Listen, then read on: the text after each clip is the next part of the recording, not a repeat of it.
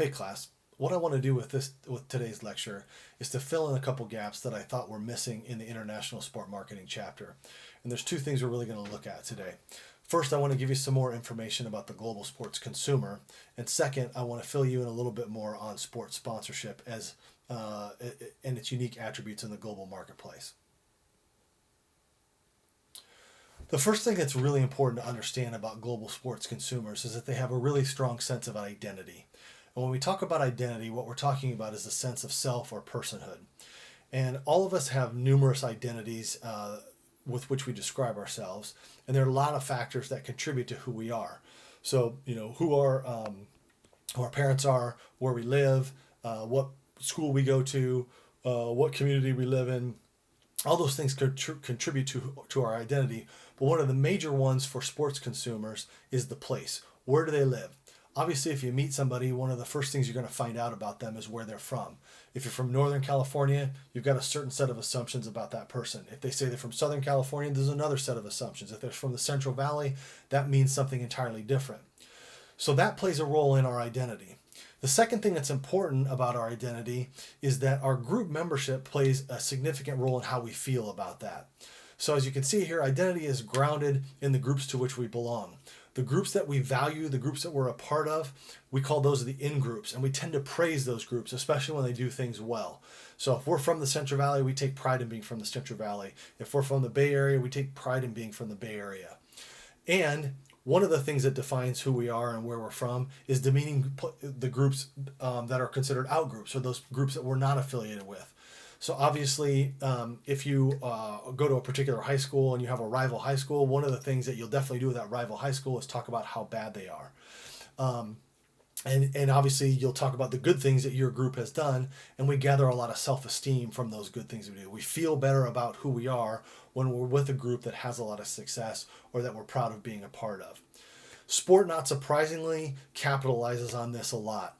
And the reason for that is it's a very public way to identify who we are. It's on TV, it's in the media, success is easy to see. Even if it's high school sports, a lot of people from the community are going to come to those games. And so it's a really easy way to reinforce our identity. On top of that, what do we have in sport? We always have a winner, we always have a loser. And the emotions that go along with that will either reinforce our identity as winners or hurt our self-esteem and pull back on how we feel about our identity because of that losing. And certainly, as you can see from this guy with the tattoos on his head, we celebrate that in a big way. We want people to know that we're, in this guy's case, Manchester City fans. That's our in-group. That's what we're proud of. You have something written on there about a championship they won. And certainly this guy, if you asked him about Manchester United, he would not like them and he would have bad things to say because that would be considered an out-group for him. All right, there are three other concepts that I think are important to understanding global consumers. And the first is the notion that a lot of groups of global sports consumers are imagined communities. They're not real. They're real, but they're not geographically created. So a lot of times our communities are, everyone lives in the same place. But in sports, we can be connected by just liking a team. The example you can see here in the background, hopefully, is the black hole. And the black hole has people from every socioeconomic group that are united around an ideology, which is loving the Oakland Raiders and being a fan that is edgy, intimidating, and very loud. And not surprisingly, this is often linked to nationalism or tribalism. So the tribe that these folks are affiliated with is considered the black hole, and there's a certain value set that goes along with that. We can really see imagined communities when the Olympics or the World Cup are going on. I've never been to a men's national soccer team game, but I am part of that community when we are in the World Cup, which has been hardly ever actually lately. So we get more excited about the women's team.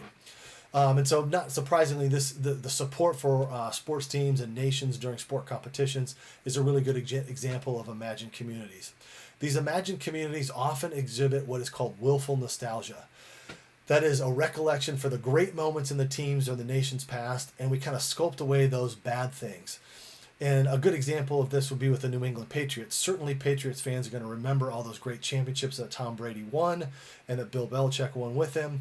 But what they're not going to want to remember, and they'll try to sculpt away, is that Tom Brady left and he's obviously going to Tampa Bay next year. Or that Aaron Hernandez was convicted of murder while he was a member of the Patriots and then ultimately killed himself. Those are not things you would want to remember, and so they're sculpted away. The other thing that's important to note about willful nostalgia is that when people remember all those good times, they are very resistant to change. And again, this notion of the black hole will come into play. I don't know what's going to happen to the black hole. Will it be something of the past? Will they take it with them to Las Vegas? I'm sure that Oakland Raider fans are very resistant to letting the black hole go because it was something that made the Coliseum the Coliseum. So we'll see what happens with that. The last key concept is this notion of invented traditions. One of the things that imagined communities do is we invent traditions and we pretend that they've been around forever and that they're really old, and they celebrate our values when in fact they really are pretty recent in nature. And a good example of this is the Olympic torch. A lot of us probably think that the Olympic torch started in Greece and some guy ran the torch around Greece and that was how the original Olympics began. But in fact, the Olympic torch was an invention. I think the Olympic flame was invented in 1920-some Olympics, or was it 28 maybe? No. And then in 1936, it was Hitler that invented the torch run that took the torch around the world.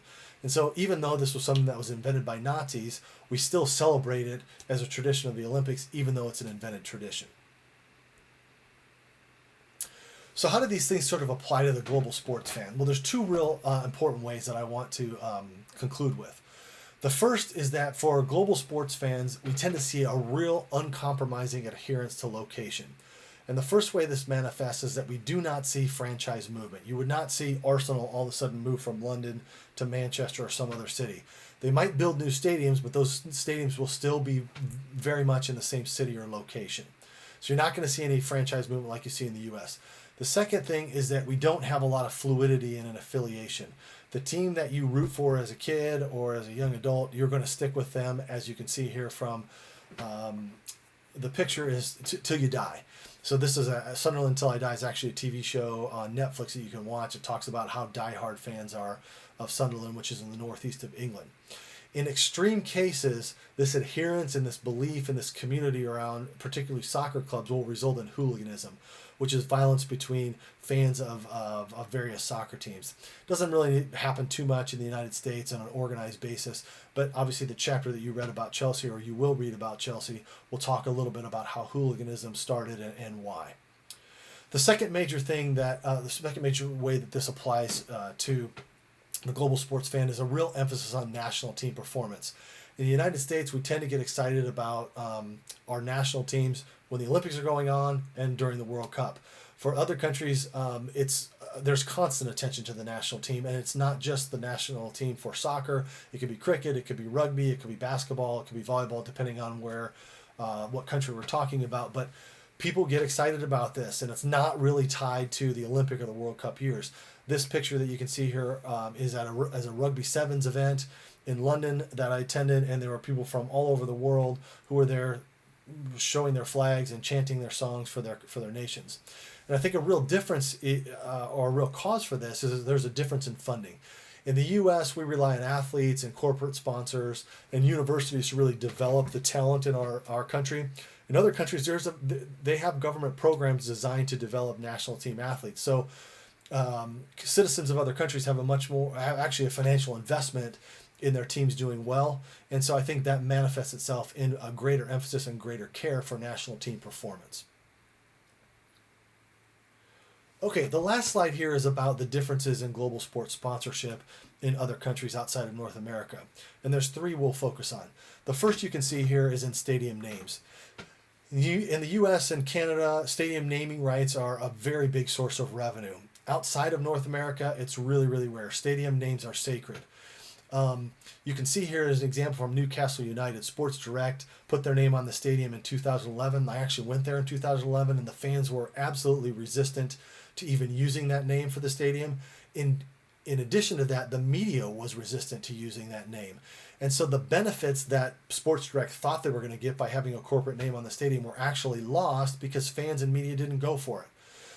So corporations that might try to do this would be a wasted effort in most other countries.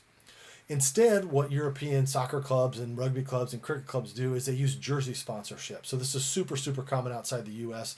Obviously, we see it a little bit in the U.S. with the NBA having a small logo. We see it in the MLS and soccer.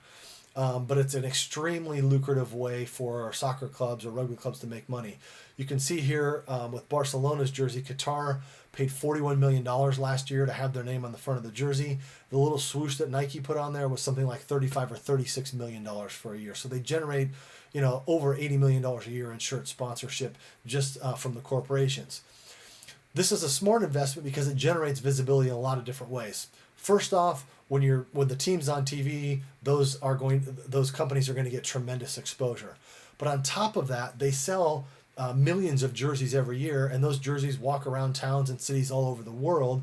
And of course, then Nike and Qatar Airways are going to get tons of visibility in that way too. So there's multiple ways that those shirt sponsorships generate visibility and promotion for corporations. The last thing I want to highlight is the difference in endorsements. When you use global teams or global athletes to market your products, it's important that you structure your endorsements wisely. Sometimes if you have athletes that do not speak the language well, it's going to hurt your branding efforts if you use them in the wrong way in your advertisements. The second thing is you've got to make sure that it's a product that's used in the location where you pick your endorser. So you'll see here in a Pepsi. Pepsi's a global company. You could use athletes from all over the world, and it will be an effective endorsement. If the product is sort of regional and the athlete's sort of regional in nature, you're not going to be getting the benefits out of it. So you want to make sure to pick the right athlete who's global in nature for a product that's global in nature. And second, you want to make sure you structure the advertisement appropriately for the athletes who are involved. And so we'll close out here with a little ad that features two non-English speaking athletes who are representing an American product, which is Pepsi.